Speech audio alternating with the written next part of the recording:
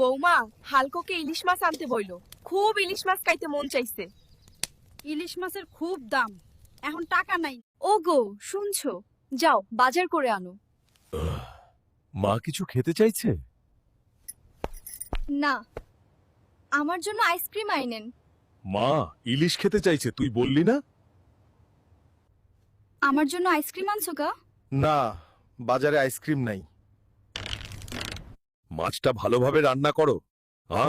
মা খাবে যারে। মা, ইলিশ মাছ কেমন লাগলো? খুব ভালো লাগলো। আইসক্রিম আনতে পারিনি, তাই এখনো রাগ করে আছো? আমার মন মেজাজ ভালো নেই, আমাকে বাপের বাড়ি নিয়ে চলো। ঠিক আছে, চলো।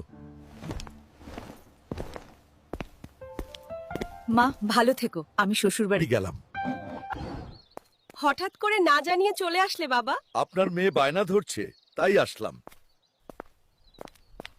যাও বাজার থেকে ইলিশ মাছ আনো, মা ইলিশ খাইতে চাইছে। আচ্ছা ঠিক আছে, ব্যাগ দাও। ইলিশ না এনে তুমি পুঁটি মাছ কেন আনছো? বাজারে ইলিশ মাছ নাই। তোমার মা যখন খাইতে চাইছিল তখন তো ঠিকই না বলতে ইলিশ আনছিল। এই কথাই তো আমি শুনতে চাইছিলাম।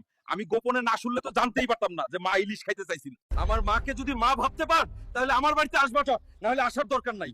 আপনার মেয়েকে রেখে গেলাম, ভালো হইতে বলেন। আপুরা, আপনাদের বলছি, কেন আপনারা শাস্ত্রীকে শত্রু মনে করেন? শাস্ত্রীকে আপন করে নেন, দেখবেন সংসার জান্নাত হয়ে যাবে। বন্ধুরা, এই ভিডিওটি বানাইতে প্রচুর কষ্ট হয়। আপনারা সাবস্ক্রাইব করলে ভিডিও বানানোর জন্য অনুপ্রেরণা পাই।